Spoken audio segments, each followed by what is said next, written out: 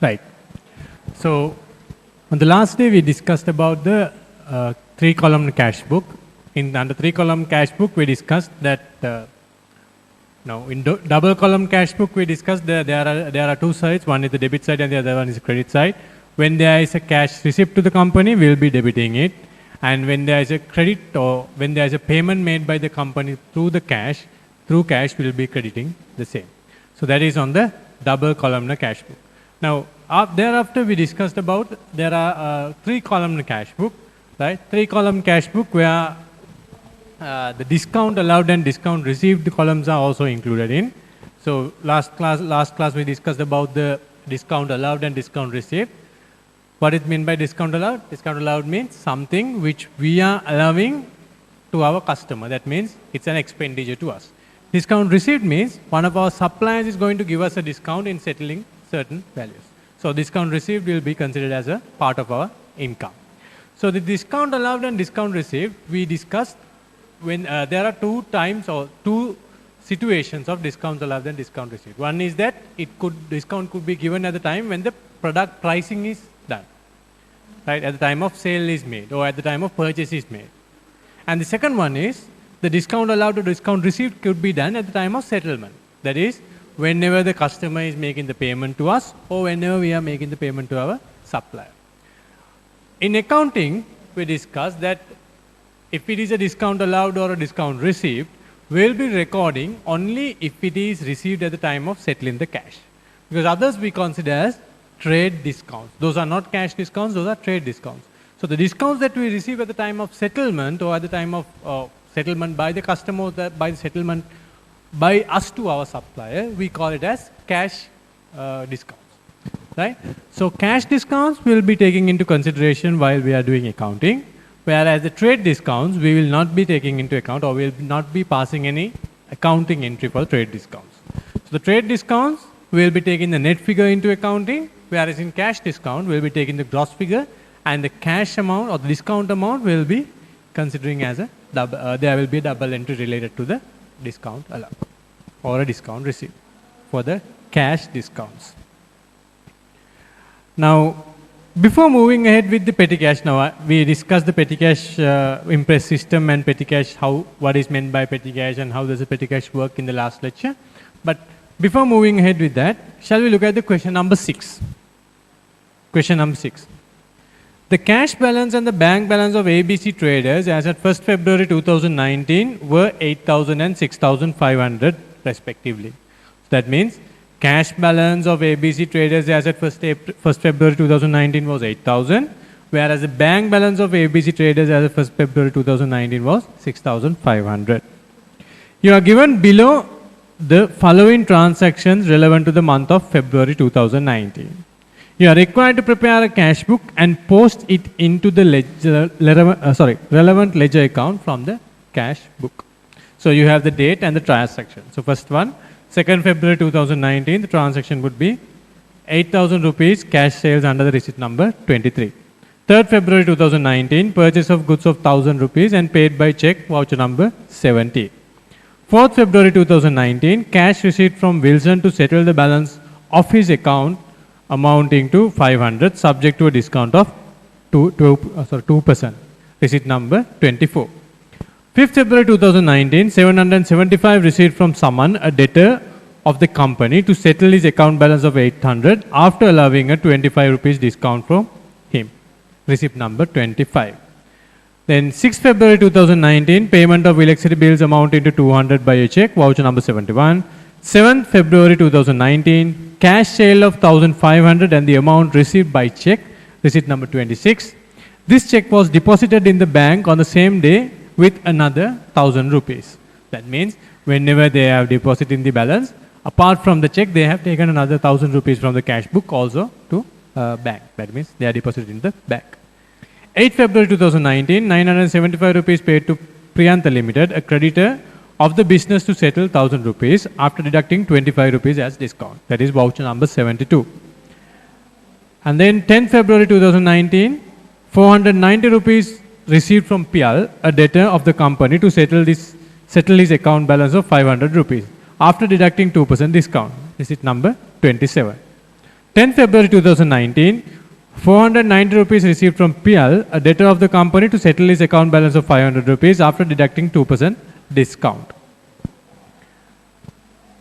11th February 2019, payment of salaries by cash 1200 rupees, voucher number 73. 12th February 2019, the bank has informed the business that an overdraft facility of 5,000 rupees has been granted to the business. So, on the last class we discussed, on the last day we discussed about the bank overdraft facilities. Now, when it comes to cash balance and bank balance, right, if you look at the double column cash book, there are two sides. One is the cash book and the other one is the bank book, or I'll say bank column and the cash column. In cash column, when we look at the debit side and the credit side, we know that principally we cannot spend something which we don't have. Cash in hand means what is the amount of cash that we have with us. So if we are going to spend something, or if we are going to pay some expenses, that is through the amount of cash that we have with us. But to bank balance, it can be different. That is, yes, we need to have a bank balance and then only we can make the payment. But there are instances where the bank may grant the company overdraft facilities. Overdraft facility means a facility that is granted by the bank, even though you don't have the money in that account, the bank is going to give you a certain credit. That means if you, let's say, you have 5,000 rupees in your bank account, current account, but the bank has granted you an overdraft facility of 2,500 rupees. That means altogether you can make payments amounting to that 5,000 rupees you have in cash plus the 2,500, that amounting to 7,500. So overdraft facility is a facility that is granted by the bank to the business depending on the relationship and depending on the other conditions satisfied by the business, right? And that is determined by the bank, right? The amount of the bank overdraft facility to it will be different from one company to another. So that will be generally dependent on the bank. So bank overdraft facility means even though you don't have money in your current account, you can make a payment. You can make a payment subject to that up to the maximum of that overdraft facility. So generally when it comes to overdraft facility, depending on the utilization of the overdraft facility, bank will charge an additional interest from the customer. So it's like a temporary loan, similar to a temporary loan, but there's no fixed repayment schedule as per loan. You can settle it as and when you have the money, right? So overdraft facility means something, or a bank credit, right? A bank credit that you have, a credit facility that you have that is given by the bank to the business. Even if you don't have money in your current account, what you can do is you can make the payments up to that level which is specified by the bank, right? So here on 12th February 2019, what they are mentioning is the bank has informed the business that an overdraft facility of 5,000 rupees has been granted to the business. So if there is no overdraft facility, you cannot have a credit balance in the bank account. Keep that in mind. If there is overdraft facility, yes, your bank balance can be credit, but if there is no overdraft facility, then your bank balance cannot be credit. 13th February 2019. 2,350 rupees paid by check to Fernando, a creditor of the business, to settle 2,400 after deducting 50 rupees as a discount. Right? So, the value of the supply that is made by Fernando is 2,400, but we have settled it. We have settled the entire 2,400 by paying 2,350. That means the difference of 50 rupees is a discount received to us. That means Fernando has given a discount to us, to the business. 14th February 2019, cash received from Siripala to settle the balance of his account, 200 rupees, after deducting 10 rupees as discount. 15th February 2019, cash sale of 400, receipt number 29, a credit sale to Chintaga, 200 rupees. 16th February 2019, cash purchases by check amounting to 2,000, voucher number 75. 17th February 2019, the bank has informed to the business of 2,000 rupees has been approved and credited to the bank account.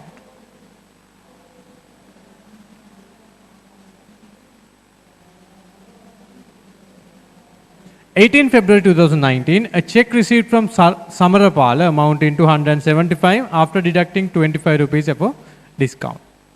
19 February 2019, rates paid 200 rupees. 20th February 2019, an advance of 10,000 paid by a check for purchase of motor vehicle. 21st February 2019, 5,000 rupees deposited in the bank. 22nd February 2019, 950 rupees paid by cash to Sirisena, a credit of the business to settle 1,000 rupees after deducting 50 rupees as a discount. So these are the transactions that had been entered into by ABC traders after 1st February 2019. So what you are required to do is, you are required to prepare a cash book and post it to the relevant ledger accounts from the cash book, right? So you are required to prepare the cash book and post it to the relevant ledger accounts as well. So I will give you 5 minutes. Can you read through and try to do the cash book? Then we'll look at the ledger posting. Cash book itself.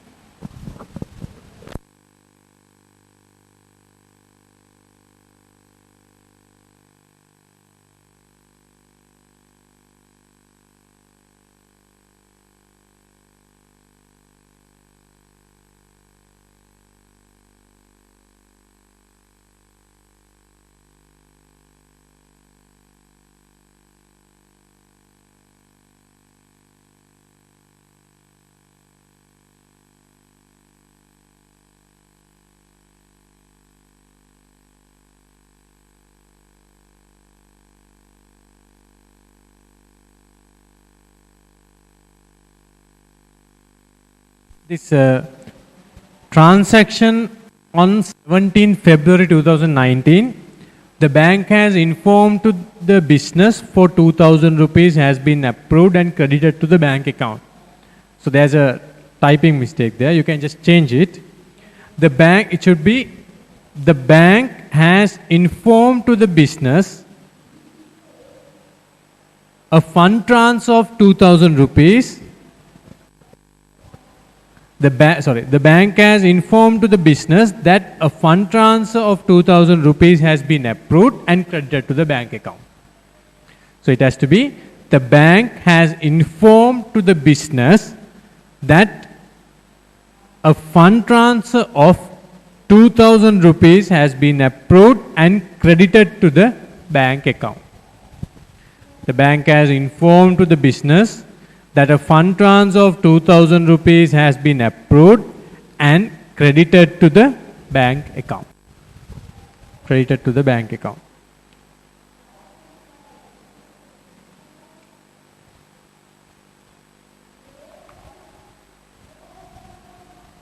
Yeah, I think posting it to relevant ledger accounts, we may not have the required details in these transactions. So we will only look at the cash book posting. We will look at the ledger accounts later. We will only look at the cash book posting because we might not have all the information that is required for us to look at the transactions in these ledger accounts.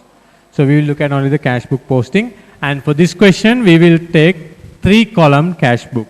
3-column cash book, including the discounts allowed and discounts received.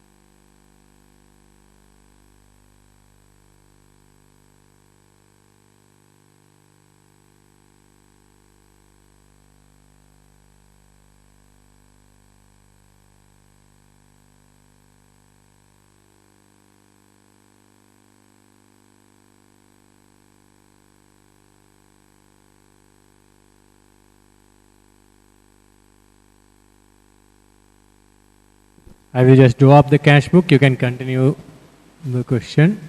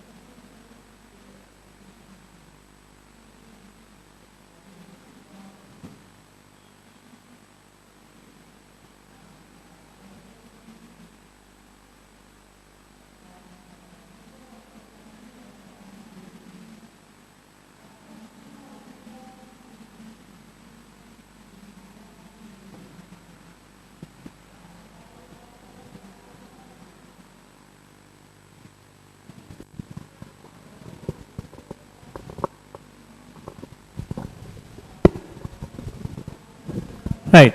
Now you can see this is the 3-column cash book. This is the debit side and that is the credit side. So in the last date we discussed, right hand side is the debit side and left hand side is the credit side. And what are the transactions that we record in debit side? Debit side we record the transactions. Now cash book is a which type of account? Now we categorized all the accounts in the ledger. All the accounts that will be there in a general ledger, we categorize into 5 categories. Can you remember? Assets, expenses, equity, liabilities, and income. Assets, expenses, equity, liabilities, and income. And there we discussed assets and expenses. Increase will be considered as a debit. Decrease will be considered as a credit. Income, equity, and liabilities. Income, equity, and liabilities, those three types of accounts. Increase will be considered as a credit, whereas decrease is considered as a debit. Right? So here, cash book. Right? Cash and the bank account. Are we considering it as an asset account? Yes, it's an asset account. It's an asset account. So cash book is an asset account. So as I mentioned, cash book acts as what? Both a prime entry book as well as a ledger account. Right? Cash book generally acts as both a prime entry book and a ledger account. So here, since this has a characteristic of a ledger account, we know that increases in assets should be accounted for as debit, whereas decreases in assets should be accounted for as in credits. So credit side, we are looking at the decreases in cash. What do you mean by decreases in cash? How can there be a decrease? That means related to the payments.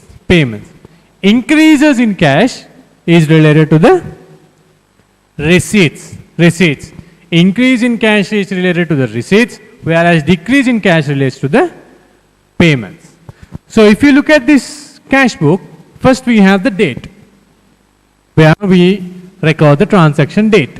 And here I have mentioned it as document number. Or else you can consider it as the voucher number. Receipt number. This side it should be receipt number. Why? Why should there be receipt number? Because into the debit side of the cash book, we are recording the cash receipts. On the last day, we discussed that for all the transactions that are happening in the company, there has to be a source document. So what is the source document related to receipts? The source document related to receipts should be a receipt. A receipt of cash, we are initially, before we record it into the prime entry book, we initially raise a document that is called a receipt. That is why the document number to the debit side can be receipt number. Then we have description, then folio number we discussed on the last class, folio number, then discount allowed. Why discount allowed? Now discount allowed means what? Discount allowed means something, what? Something we give it to our customer. That means, let's say you are supposed to pay me 100 rupees. Right? You are supposed to pay me 100 rupees. So what I am saying is, okay, you don't pay me 100 rupees. You don't need to pay me 100 rupees. Just pay me 80 rupees, that's enough. I will consider that your debt has been settled. Just pay me 80 rupees. So what is it? As far as I am concerned, it's a discount allowed. I have allowed a discount to you. As far as you are concerned, it's a discount received to you. So for you, what should it be? Is it an income or expense? For you, it's an income because you are getting a discount. You are getting a benefit. It's an income to you. Whereas for me, it's an expenditure for me. Why? Because if I have not given that discount, I would have collected 100 rupees. But instead of collecting 100 rupees, what am I going to collect? I will be collecting only 80 rupees after deducting a discount of 20 rupees. So the discount amount that I have given to you is a discount allowed by me, and that's an expenditure. So all the expenses are recorded in which side? Expenses are recorded. Increase in expenses are always debit. That is why on the debit side we are considering the discount allowed column. Discount allowed column. Next we have the cash column and the bank column. So if there are cash transactions, you record it here. If there are bank transactions, you record it here. Then I have taken two lines here just to segregate, just to show the two sides. This is the debit side, and from here I am going to start the credit side. So credit side, first I have the date. That will be the transaction date I am going to record. And then the document number. So on the debit side, the document number was what? That is related to cash receipts. So the corresponding source document related to cash receipts would be a receipt. A receipt. Here we have the document number. This is credit side of the cash book. Credit side of the cash book relates to what? Cash payments. Cash payments. Credit side of the cash book relates to cash payments. So the cash payments, we consider it as what? What is the source document related to cash payments? Source document related to cash payments would be a payment voucher. We call it as payment voucher. A voucher. So voucher is raised by us. So the person who is receiving it, he is going to raise a receipt. Whereas as far as I am concerned, I am the one who is making the payment. So my source document would be a payment voucher. So here document number means voucher number. Voucher number. We are considering voucher numbers here. Then the description of the transaction, and then again folio number. That is the corresponding entry passed to which account. The relevant account page is here. Then here discount received. Discount received. What is meant by discount received? Discount received is something like this. Now let's say I am supposed to pay 1,000 rupees to my supplier. I am supposed to pay 1,000 rupees. I have purchased some goods, some raw materials for my manufacturing process, whereas I am supposed to pay 1,000 rupees to my supplier. But the supplier is telling me, okay, you don't need to pay 1,000 rupees. You just pay me 750 rupees. You just pay me 750 rupees. I will consider that the entire debt has been settled. So what I am going to do is I am going to pay 750 rupees, but he is considering that entire 1,000 rupees is settled with that 750. So the 250 which I am not going to pay to him is what? Ideally, if I am to settle that liability, I have to pay 1,000 rupees. I have to pay 1,000 rupees. But without paying 1,000 rupees, I am going to just pay 750 rupees because supplier is going to consider that 750 as the final payment for the settlement of this liability. So that 250 rupees difference which I have not paid to him, is it a benefit or an expense to me? It's a benefit to me. It's a benefit to me. It's an income to me. Because I have not paid that but I have enjoyed the benefit. So it's a benefit and or else an income to me. So income is what we consider as a discount received. So supplier has granted me a discount. He is going to give me a discount. So I have received that discount. So for him, it's a discount allowed, whereas for me, it's a discount received. So discount received is a benefit received to me. Therefore, we consider it as a part of our income. So income increases, we consider as what? Debit or credit? Credit. Income increases, credit. That is why discount received column we are taking here into credit side. Discount received is onto the credit side. Then we have the cash column and the bank column of the credit side. So this is how the 3-column cash book is. These are the columns that will be there in a 3-column cash book. So cash book and the bank book, cash account and the bank account, there are 2 columns. So those accounts will be in the normal way we are balancing it. But this discount columns, it's just a memorandum column.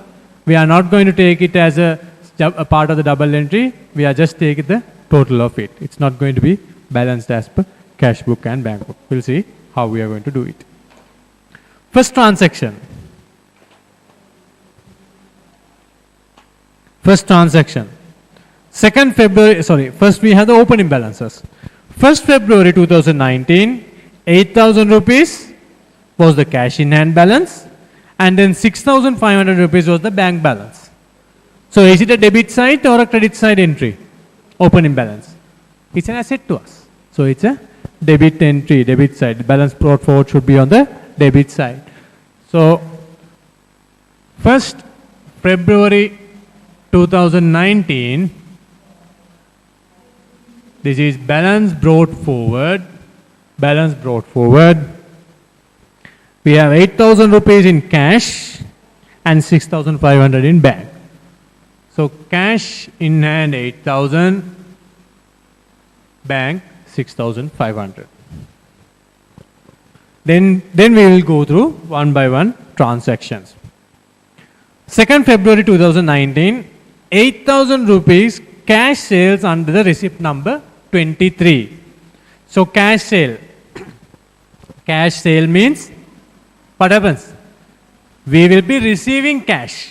We will be receiving cash. So 8,000 rupees receiving cash means in the cash book it should be debit or credit. Debit or credit. It should be debit. Receiving cash means increase in an asset. So increase in an asset should go to the debit side. So debit cash in hand 8,000 and the receipt number is 23. So 2nd February 2019, receipt number 23, this is the document number that we are going to enter.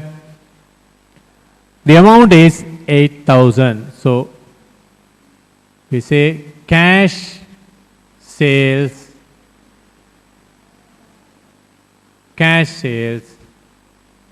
8,000. 8,000. There's no impact to the bank account.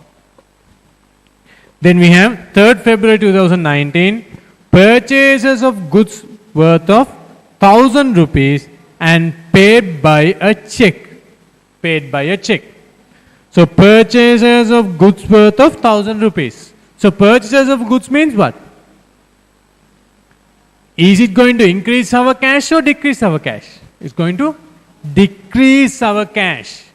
Decrease our cash. Now here they say it's paid by a check, so therefore it will be decrease in the bank balance. Decrease in the bank balance. Now decrease in the bank balance, will it be a debit entry or a credit entry in the cash book?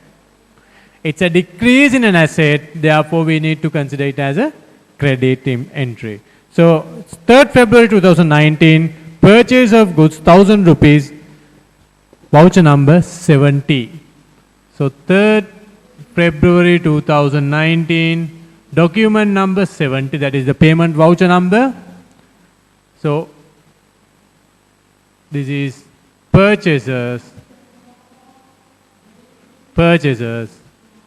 We have paid through bank account, that is for 1,000 rupees.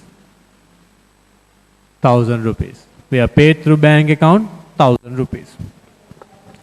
Next one, 4th February 2019, cash received from Wilson to settle the balance of his account amounting to 500 rupees subject to a discount of 2%. So now what happens? So Wilson has settled the balance. So Wilson is what? He is a creditor or a debtor? Wilson is a debtor. Debtor, Wilson. What they are saying is Wilson is supposed to pay us 500 rupees. We have a receivable from Wilson. But what has happened? Instead of settling the 500 rupees, what do they say? He has settled something which is less than 500 rupees, and that means a 2% amount is reduced from 500 rupees, which we have. What has happened? So here you can see a discount of 2% has been given to Wilson, subject to a discount of 2%. So out of 500, we are saying Okay, this is ABC trade. ABC traders. And we have Wilson. Wilson is supposed to pay us 500 rupees. But ABC trader is saying, no, you don't need to pay 500 rupees. You pay me after deducting 2%. You settle this amount after deducting a discount of 2%. So out of 500 rupees, a discount of 2% means 10 rupees. 10 rupees. So, will Wilson be settling the entire 500 rupees? Or should he be settled the entire 500 rupees now? No, not required, because ABC Traders has informed him that you don't need to pay that entire amount. You deduct 2% and settle the balance. That means after deducting 10 rupees, Wilson is going to pay me only 490 rupees. So Wilson is going to pay that 490 rupees to ABC Traders, which ABC Traders accepts and consider that thereafter no dues from Wilson. Right? So 500 rupees is the invoice value or the receivable value. A 2% discount is allowed.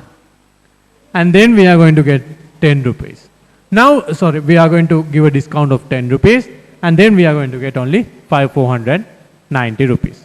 Now we'll see how to record that in this cash book. Now, how much have we received? 490. Obvious, we know that it's a debit entry. So, 4th February 2019, receipt number is 24. Receipt number 24. Settlement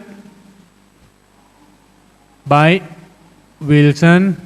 Settlement by Wilson. We have received 490 rupees in cash. 490 rupees in cash. What about the 10 rupees? As far as ABC Traders is concerned, now here we are preparing the cash book of ABC Traders. As far as ABC Traders is concerned, this 10 rupees, is it a benefit to us? Is it a benefit to ABC Traders or an expense to ABC Traders? It's an expense. Why? Because if they had not allowed this 2% discount, they would have received the entire 500 rupees. But without getting that 500 rupees, they have given or they have allowed a discount of 2%. They have allowed a discount of 2% amounting to 10 rupees. So they are going to get only 490 rupees. They are getting only 490 rupees. So the 10 rupees is what? 10 rupees is a discount allowed by ABC Traders. 10 rupees is a discount allowed by ABC Traders. So discount allowed, we record it here. So from Wilson, there's a to Wilson, we have allowed a discount of 10 rupees.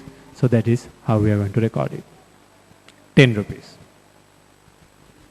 Next we have 5th February 2019, 775 rupees received from Saman, a debtor of the company, to settle his account balance of 800 rupees after allowing a 25 rupees discount for him. Same thing on 5th February 2019, 5th February 2019, receipt number 25, settlement by Saman. Saman is a debtor. Saman has settled the money. He has paid us 775 rupees in cash for the settlement of 800 rupee worth of a receivable balance. That means we have allowed a discount of 25 rupees. We have allowed a discount of 25 rupees. Next we have 6th February 2019, payment of electricity bills of 200 rupees by check. So what is it? We have paid the electricity bill. That means our cash is going to be reduced. So it's a credit entry to the cash book. 6th February 2019. 6th February 2019. And then payment voucher number is 71. Payment voucher number 71. Electricity bill paid amounting to 200, and that is also paid through a check. 200 rupees paid through a check. So that is where credit goes to the bank account. Credit goes to the bank account. Now, always when you are reconciling or always when you are recording in the bank account, you have to be mindful. Now, you have only 6,500 rupees in the bank. Whereas you have, up to now you have paid 1,200 rupees. So that means you are paying out of the 6,500 rupees. So if you don't have a bank overdraft facility, your expenses cannot exceed these 6,500. If you don't have an overdraft facility, the total amount that you pay through the bank account cannot exceed this much. Right? So you need to be mindful on that.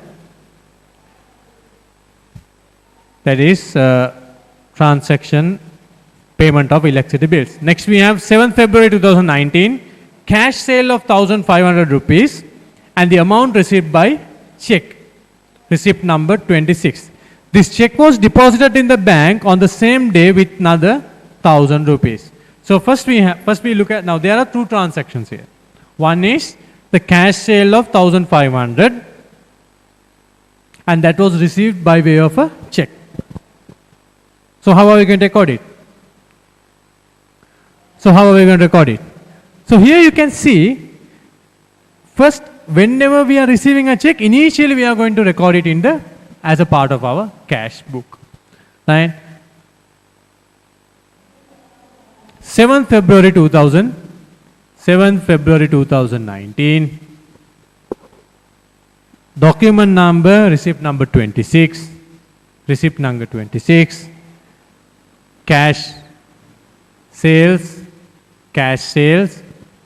So we are going to receive a check of 1,500. Now why do we record it in the cash book? Now if it's a check, why can't we go and record it in the bank account? We can't. Why? Because initially when we receive the money, we will be recording it in the cash account. Until such time we go and deposit in the bank, we will be keeping it with us in our cash book. At the point where we go and deposit it in the bank only, it goes to the bank account. So that's why you can see in the second line they say, this check was deposited in the bank on the same day with another 1,000 rupees. So not only this 1,500, additional 1,000 rupees of cash was also deposited into the bank account. Additional 1,000 rupees was also deposited into the bank account. So what is the double entry, or what should be the entry that we have to pass in this cash account? First, we need to remove that balance from the cash account. Remove that balance from the cash book. So, deposits in bank. Deposit in bank. So, folio number, here you can say it's a contra entry. Contra entry. On the last day we discussed about what is contra entry. That is, the debit and the credit is happening within the cash book. So here, deposit in the bank. So not only that 1,500, but they say is additional 100 rupees also deposited into the bank. So 2,500 removed from the cash book. 2,500 removed from the cash book. And then on the same day, 7th February 2019, deposit to the bank. So is it deposited to the cash? Here it's a contra entry. It's not deposited in the cash, it's deposited in the bank account, 2,500. So you can see cash book is credited 2,500. At the same time, the bank book is debited 2,500 rupees. Next we have 8th February 2019, 975 rupees paid to Priyanta Limited, a creditor of the business, to settle 1,000 rupees after deducting 25 rupees as a discount. What is meant by creditor? Who is a creditor? Now debtor means our customer. Our customer means we have done some sales to a third party and he is supposed to pay it to us. We have done sales on credit terms. He is supposed to settle it to us. That is what we consider as a debtor. Creditor means the other way around. We have purchased some goods from a third party and we are liable to pay it to him. We are liable to pay it to him. We are going to purchase some goods from a third party without paying it in cash. Instead, we agree with him, okay, we will pay it after 1 month, or after 2 months, or after 60 days, 90 days. That is what we consider as a creditor. So now we'll see what this transaction is about. What this transaction is about.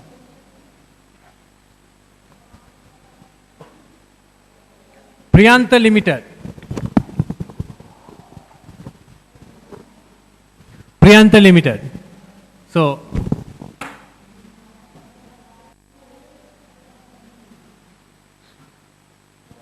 ABC Traders.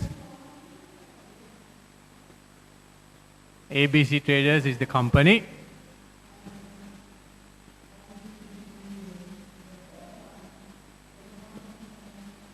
Priyantha Limited is our supplier. Right? We have purchased some goods from Priyantha Limited. Priyantha Limited has supplied the goods to us for a value of 1,000 rupees. 1,000 rupees is the value of the supply. So ideally for us to settle this balance, we have to pay 1,000 rupees to Priyantha. 1,000 rupees to Priyantha. But what has happened is, ABC Limited has paid only 975 rupees to Priyantha. Why is that? That is, Priyantha has agreed to give what?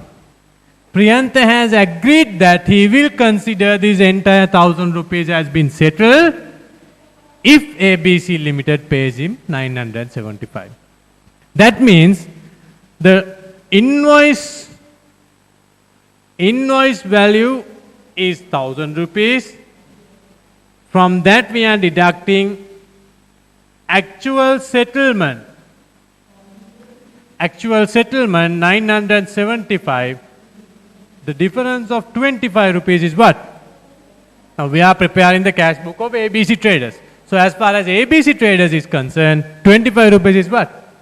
It's a benefit or a cost to us. It's a benefit to us. Benefit to us. So it's a discount received. Discount received of 25 rupees. Now we'll look at the transaction, recording the transaction in the cash book. Now how do we record it?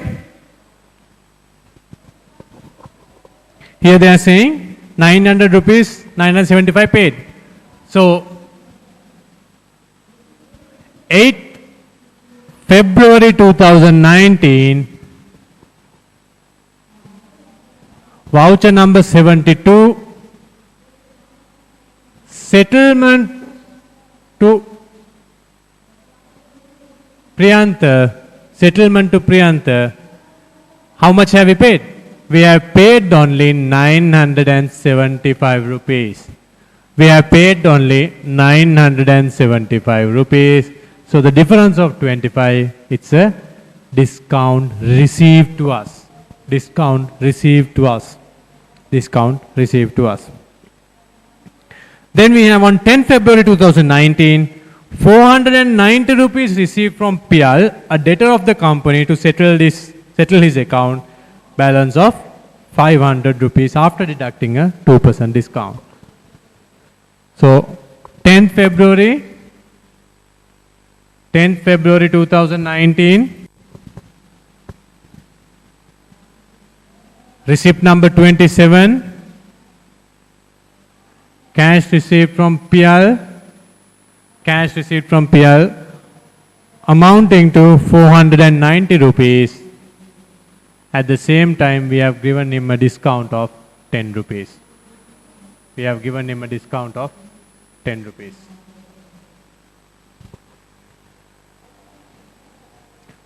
So can you try the balance transactions? I'll give you 5 minutes. Try the balance transaction. Now we have looked at the example.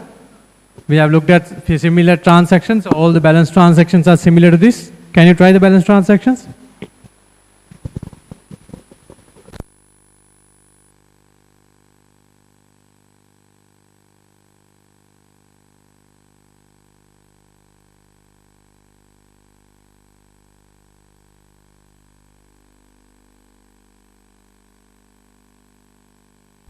Now we have discussed similar transactions. I want you all to try the balance transactions on your own. So then if you have made a mistake, we can discuss, we can see what your mistakes are.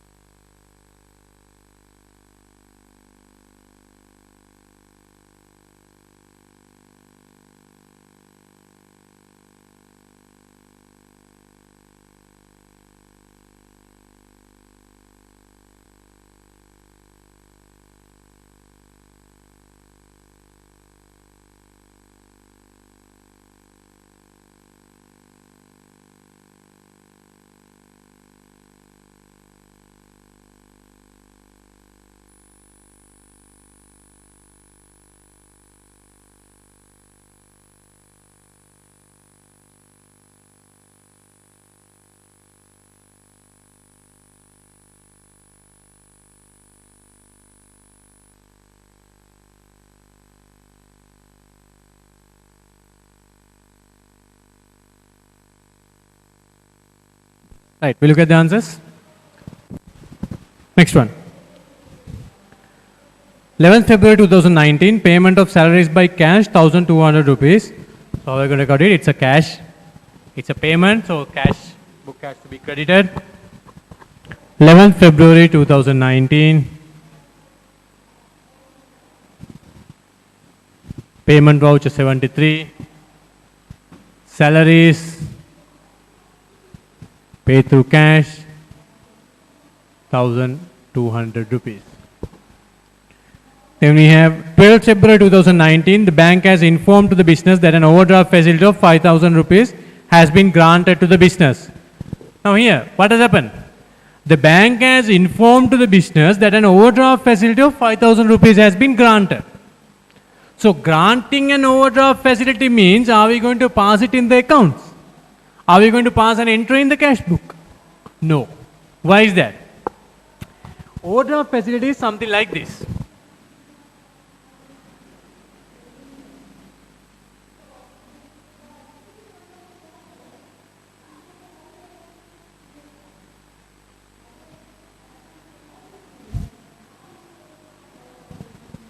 Overdraft facility is something like this. Now let's say you have a bucket full of water.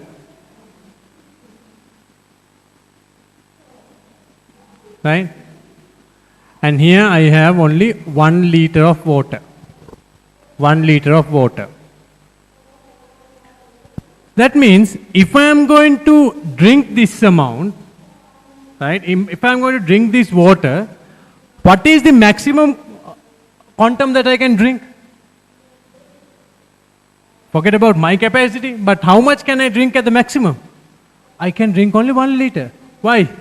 Because we have only 1 liter capacity here. Right? So the amount that I have, or the quantum that I have in the water, liquid form, is 1 liter. Same way, in the bank account also, same thing happens. Now what happens is, in the bank account, right, I have 10,000 rupees. I have 10,000 rupees. So the amount of payments that I can make,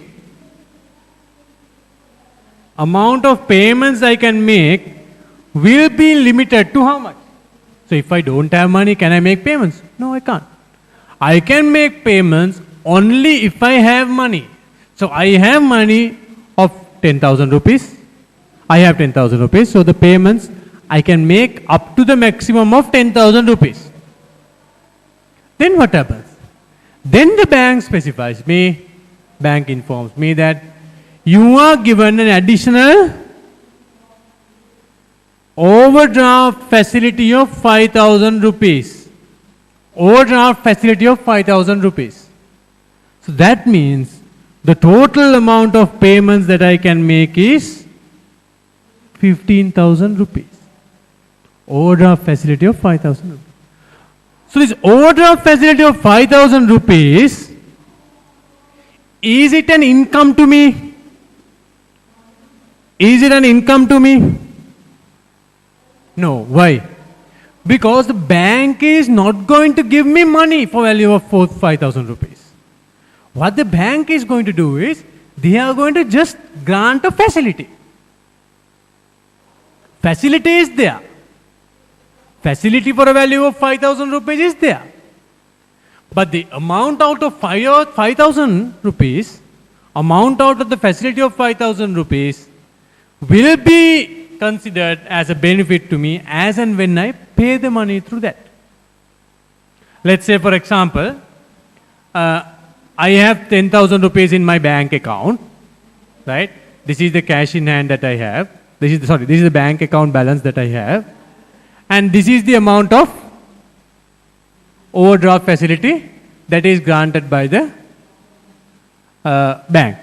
Bank has granted another 5,000 rupees as overdraft facility.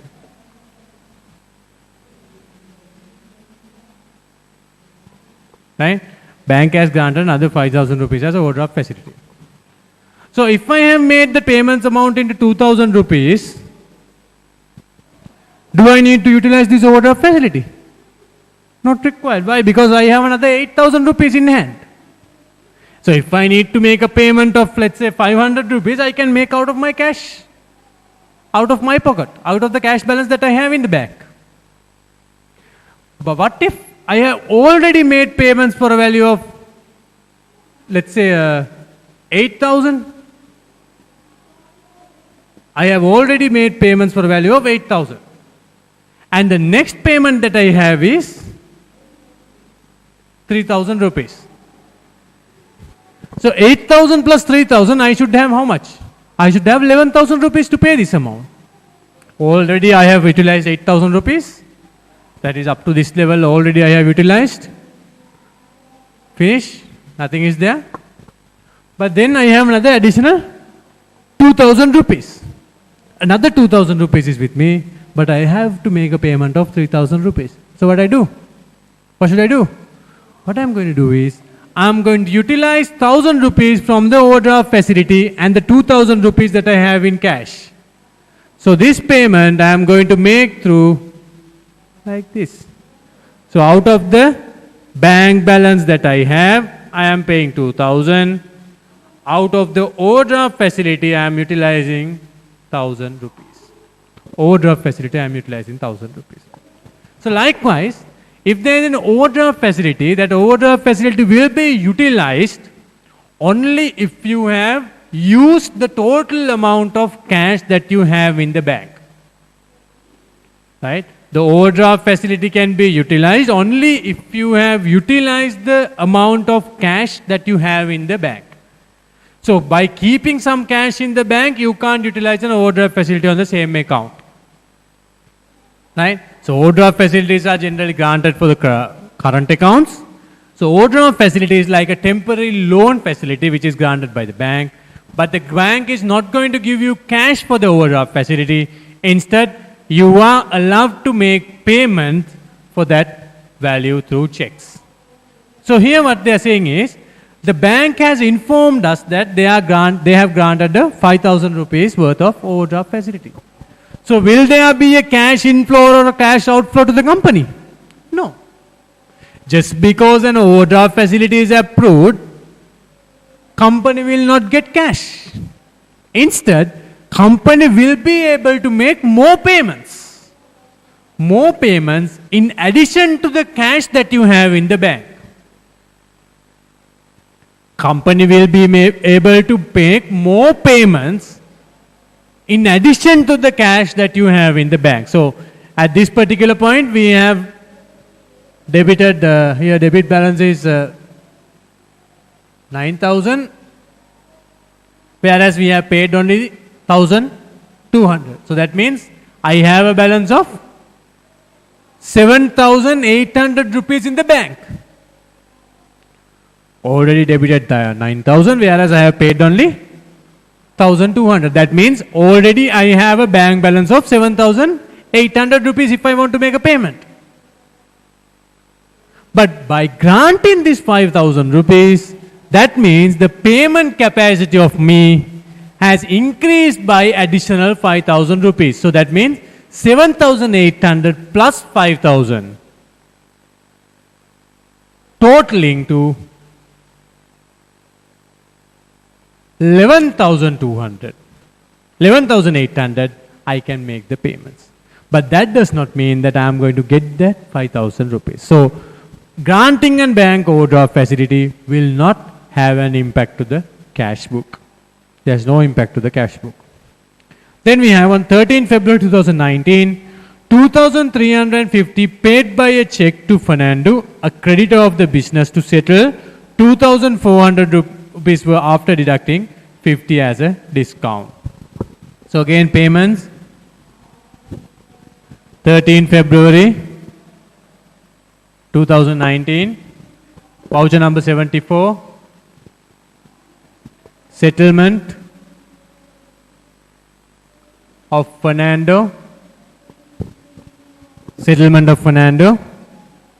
creditor, that is we have allowed a discount, we have received a discount of 50 rupees and settled 2,350.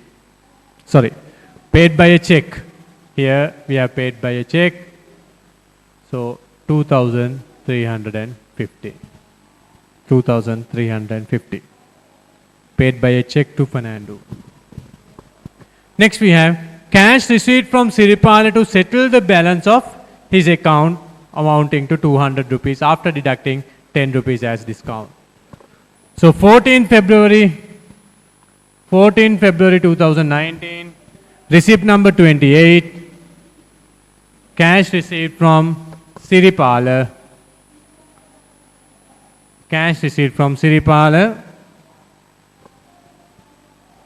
We have given a discount of 10 rupees and we have received 190 rupees in cash.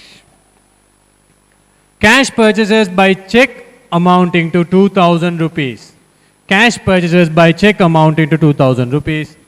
16 February 2019, payment voucher 75. Purchases.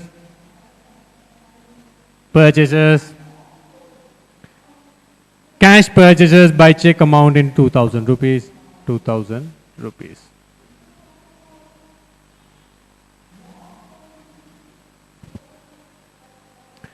The bank has informed to the business of a fund transfer of 2,000 rupees has been approved and credited to bank account. So what is it? A fund transfer made by someone has been credited to our bank account. So that's a direct deposit.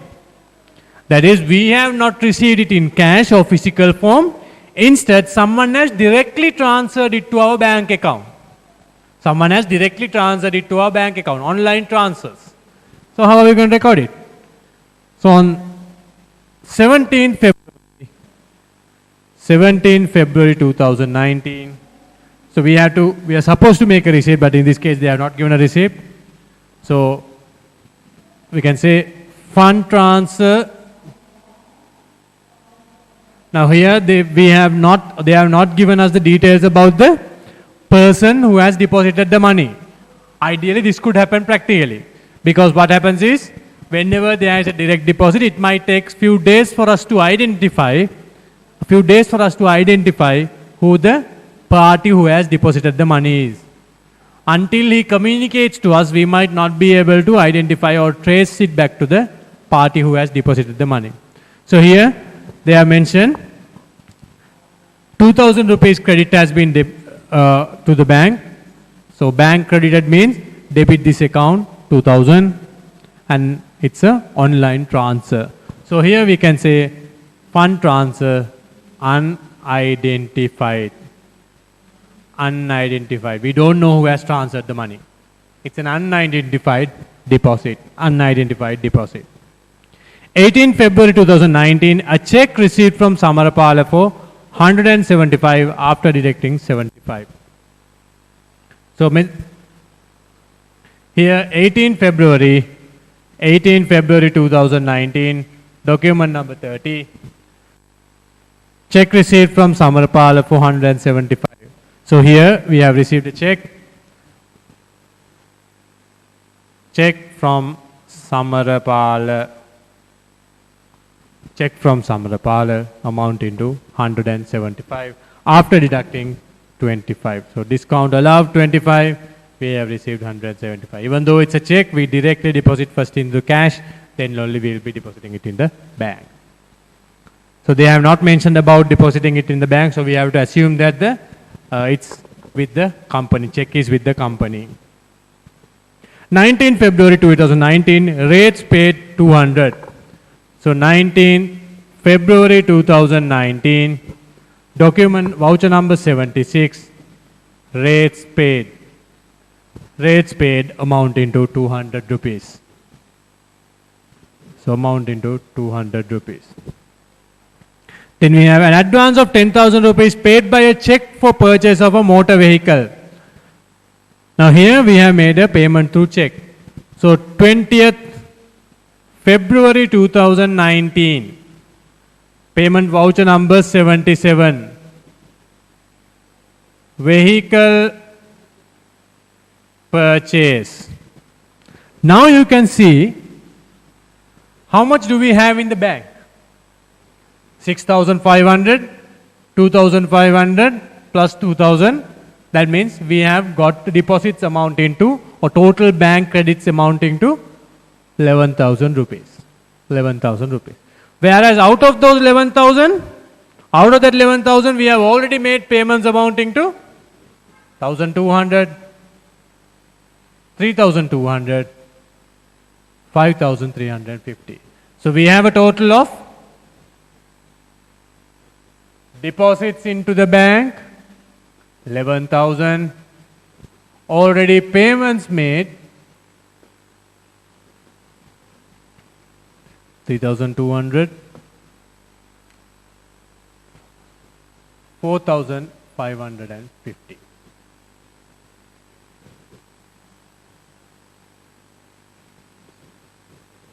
Sorry.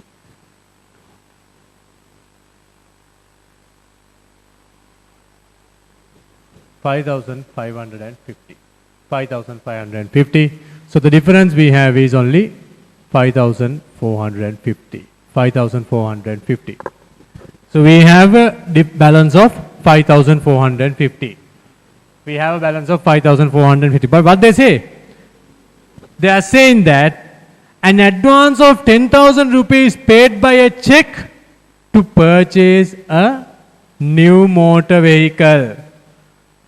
Advance of 10,000 paid by a check for the purchase of a new motor vehicle. Now we have only 5,450 in the bank balance.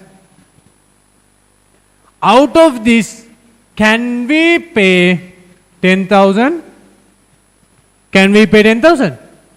No, we can't. Why? Because we have only 5,000. රුපියල් 5450යි තියෙන්නේ අපිට රුපියල් 10000ක් ගෙවන්න පුළුවන්ද? බෑ. ගෙවන්න බෑ. ඒ වුණාට අපිට මතකයිද? පෙබරවාරි 12 වෙනිදා අපිට කියනවා බැංකුව අපිට බැංකු අයිරාවක් අප්‍රූව් කරලා තියෙනවා. ඒ කියන්නේ ඕවර්ඩ්‍රාෆ්ට් ෆැසිලිටි එකක් අපිට තියෙනවා රුපියල් 5000ක. ඕවර්ඩ්‍රාෆ්ට් ෆැසිලිටි එකක් අපිට අප්‍රූව් කරලා තියෙනවා රුපියල් 5000ක. ඒ කියන්නේ අපිට 5450ට අමතරව තව 5000ක වටිනාකමකට අයිති වෙන චෙක් පත් ඉෂුව කරන්න පුළුවන්. So apart from this 5,450 that we have in the bank, we have an additional 5,000 rupees as by way of a bank overdraft facility approved by the bank. So in total, we have 10,450 as our, we can issue checks worth of 10,450. We have 10,450 as our credit. But we are issuing only a check worth of 10,000. Can we do it? Yes, we can do it. So if we don't have this overdraft facility, can we issue it? We cannot do it because we have only 5,450. But the check value we are looking at is 10,000. We can't do it. But here we can do it because we already have an overdraft facility of 5,000 rupees. So vehicle purchase, 10,000 rupees worth of check is issued. Then we have 21st February, 5,000 rupees deposited into the bank. 5,000 rupees deposited into the bank. So from this, we are going to deposit 5,000 rupees. 21st February 2019. So bank deposit. So in this case, I have assumed that it is deposited out of the cash that the company is having. So it's a contra entry. So credit the cash book 5,000. Credit the cash book 5,000.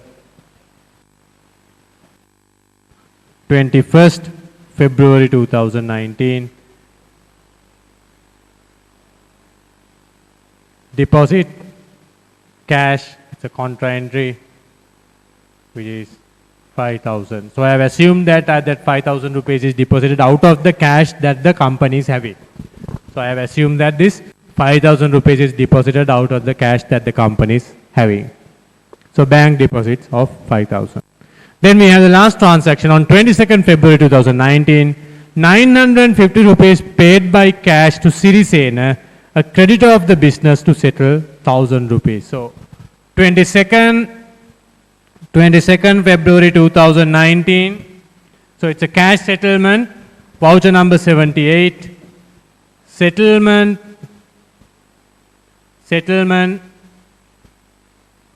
Sirisena. So it's 50 rupees. We have received a discount. Sorry, we have received a discount, yes. So 950 rupees is paid. 950 rupees is paid. 950 rupees is paid. So these are the transactions that they have entered into. These are the transactions that the ABC Traders has entered into during the month of February. So this is the impact to the cash book. Now we'll take the totals. So first we'll take the totals of discount columns. It's easy.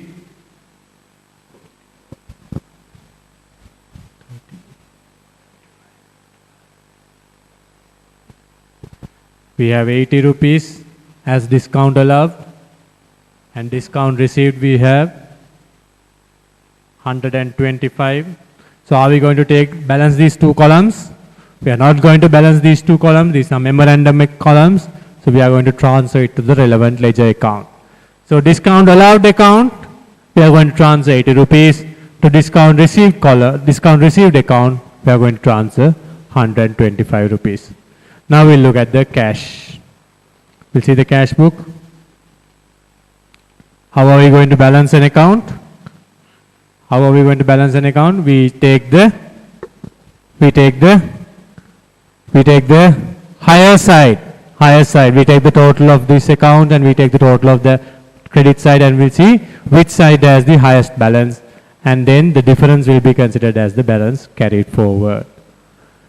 So we'll take the total here.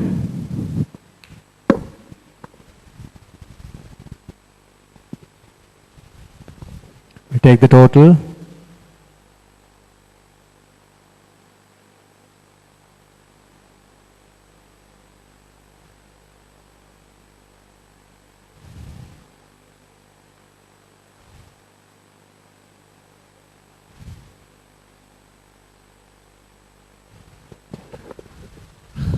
Debit side total is 19,620. Cash book credit side total. Cash book credit side total 2,500 plus 975.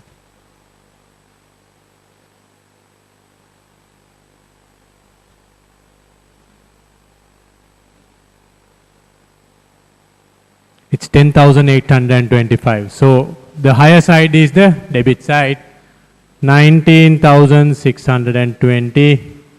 So we take the same amount here, 19,620.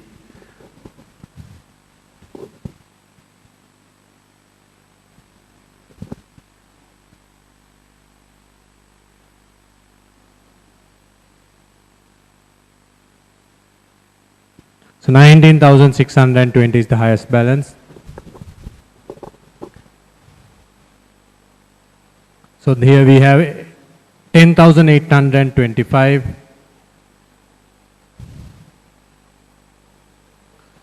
8,795 is the balance. 8,795 is the balance carried forward to the next month. So balance carried forward to the next month, 8,795 in the cash column.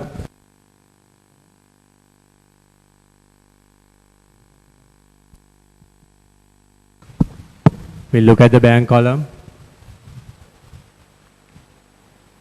Debit side has 6,500.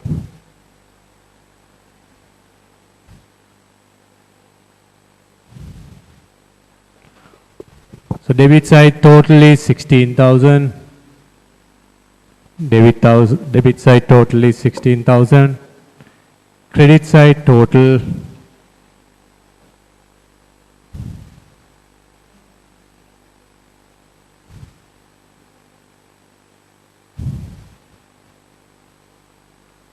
$15,550. 16,000 is the debit side. So higher amount is on the debit side, 16,000.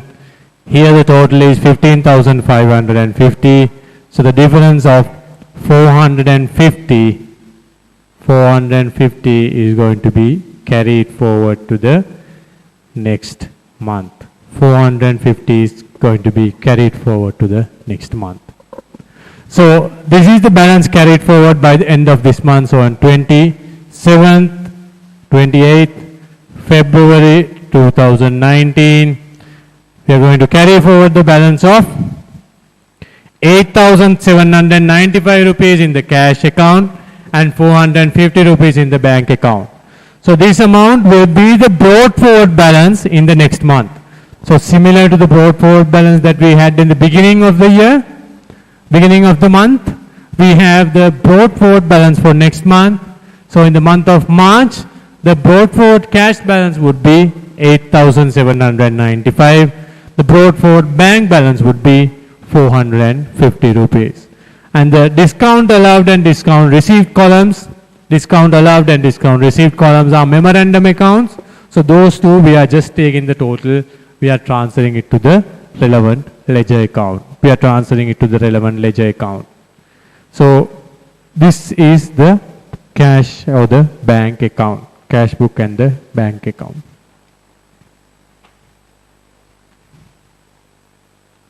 Cash book and the bank account of transferring, and we including the discount received and discount allowed columns. So that is on the question 6. Next we have discussed petty cash book. Petty cash book. On the last day we were discussing as to petty cash. So here you know there is a cash book. Company has a cash book where all the cash payments are made. So if they are having a cash book, why would they need another cash book called a petty cash book? What is the reason? What is the use of petty cash book? Petty cash book means it's a cash book, again a cash book, but we are using the petty cash book to make smaller payments compared to the payments that we make through cash. Now in this example question, we have made a small payments through cash. But generally, some large company, let's say a company is dealing with 10,000 rupees of cash, or 12,000 or 15,000 general. A single average transaction would have about 100,000 rupees. If that is the case, if we are going to make a traveling expense like 25 rupees or 10 rupees, or a parking fine or a stationery expense of 5 rupees, something to do with those payments through cash, if we are doing it in the cash book, it's going to be a very cumbersome process, because it's not going to be easy compared to the balances that we have in the cash book. The payments are very minute. Therefore, the companies practically, to avoid this confusion, avoid these practical difficulties, we have what? We have a petty cash book. It's again a part of the cash book, but what we are doing is we are using the petty cash book to make payments which are smaller in value. You can see page number 15, petty cash book.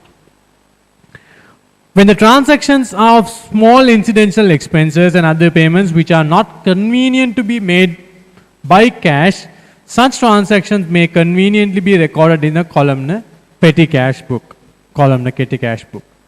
Receipts of cash are entered in the receipts column, while payments are entered in the first into the total payments column, and then extended to columns analyzed under the most suitable heading. So cash book or the petty cash principle is also same.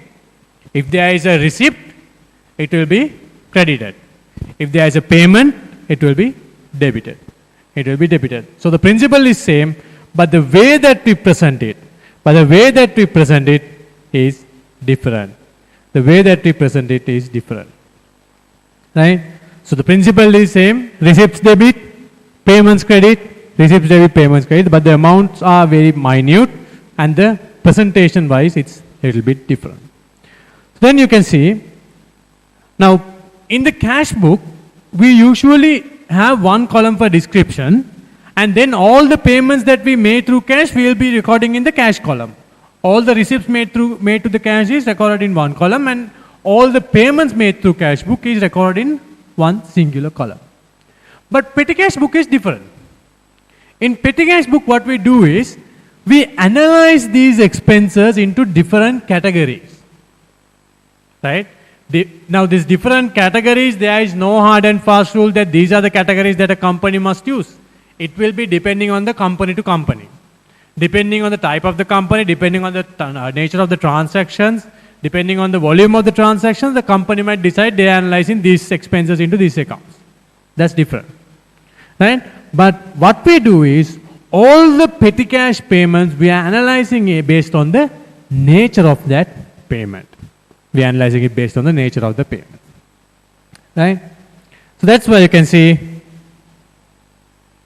the headings to be based on either the items of expenditure on the basis of departments in organization. So some of the companies, they analyze based on the nature of the payment, and some of the companies, what they do is they identify based on the department. Let's say sales department, petty cash expenses. Accounts department, petty cash expenses. Then engineering department, petty cash expenses, something like that. Then we have petty cash impress system. What do you mean by impress system? Now in case of cash, right, similar to cash, we know that when there is a payment, right? When there is a payment, we always look at the cash balance first. Depending on the balance of the cash only, we see whether this payment can be made or not. Not like in the case of bank account. We discuss in the case of bank account, if there is a overdraft facility, even if we don't have money, we might be able to make a payment. We may be able to make a payment. But in case of cash book, it's not the case. If we don't have cash, we can't make a payment. If we record something in excess of what we have received, that is wrong. Same way, petty cash also, we are looking at the same basis. That is, when we are making payments to the petty cash, we cannot exceed the amount of money that we have received to the petty cash. Not like in the case of the cash book, when it comes to petty cash, right? When it comes to petty cash, the amount of petty cash impressed will be determined by the company. The company will decide as to what is the amount of petty cash impressed. So, not like in the case of cash. Now, cash, all the deposits we are debiting and all the payments we are crediting. Petty cash impressed is something like this. Petty cash impressed is, it's some of the companies, what they do is, they have petty cash impressed systems where they set up a maximum limit.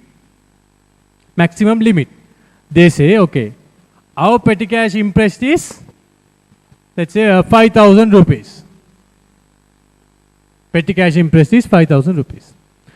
So on say 1st January 2019, we have made a payment of 200 rupees. On 2nd January 2019, another payment of 500 rupees. And next day, on 4th January 2019, we had to make a payment of 1,500 rupees. On the next day, 5th January 2019, we had to make a payment of 2,000 rupees. So you can see, here we have made the payments of 4,200 rupees. How much do we have left? We have only petty cash. Now, petty cash impressed is the amount or the limit that they have set for the petty cash. Limit. Petty cash impressed is some sort of a limit. That is, the main cash or main cashier of the company will be setting a limit to the petty cash. Saying that, okay, you can make payments through petty cash, but you have a limit of 5,000 rupees. Whatever the total amount of payments, you can pay only a maximum of 5,000 rupees. This limit will be set by the companies to as a control measure. As a control measure. When you have a limit of petty cash, then your expenses will not exceed a certain limit. Because petty cash expenses, if it exceeds a certain limit, then it will be difficult to reconcile. Because those are small bills and small documents that are attached to it. So if it is exceeding a number of a particular value, that might be a little difficult to reconcile. So that is why a company, depending on their size, depending on the type of the payments, they will set a different level of, or different limits. That limit is what we call as an impressed. Impressed. So this impressed is 5,000 rupees, means by this date, already 4,200 rupees is made. So if you have something which is within that 800 rupees, you can make the payment. Then what you need to do is, you take all these total, you take the total of these documents, then you submit these documents to the cashier. Cashier or the person who's handling cash in some companies, they might have a cashier, some companies might be accountant. So you submit all the documents which are relevant to the payments to the cashier or the person who's handling cash. Then he is going to look at those documents and he is going to reimburse these expenses. So reimburse these expenses amounting to 5,000. Some of the companies, what they do is, they reimburse this petty cash impressed based on the value. Based on the value.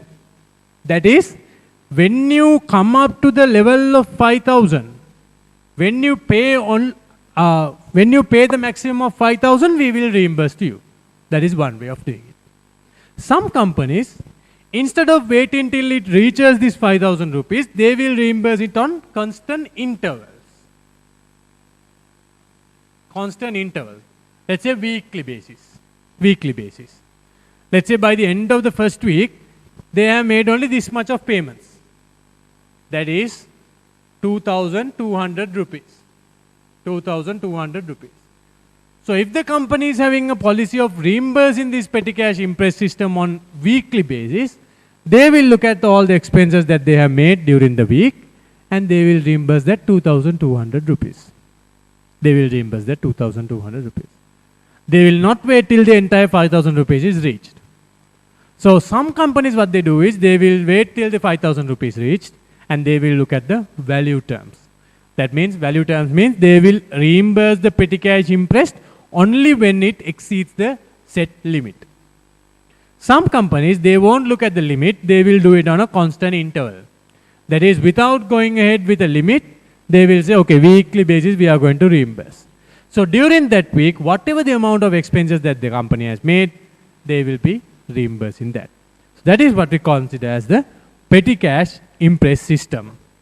You can see impress system on petty cash. The impress system is a method of keeping cash or petty cash whereby the cashier is provided with a fixed sum which is known as the petty cash float. So the limit we consider as, we call it as the petty cash float. That limit which the company is going to set, we call it as the petty cash float or impressed or the limit. At each balancing period, cashier is given a check for the exact amount of its disbursements, thus restoring the petty cash balance to the original figure. This disbursement is known as the reimbursement of expenses, reimbursement of petty cash impressed. Right? So depending on the type of the expense or depending on the value of the expenses that they have done, the company is going to reimburse the amount. If they have made only 1,000 rupees, they are going to reimburse 1,000 rupees. If they have made only 2,000 rupees, they are going to reimburse the 2,000 rupees. So that is what we consider as the petty cash impress system.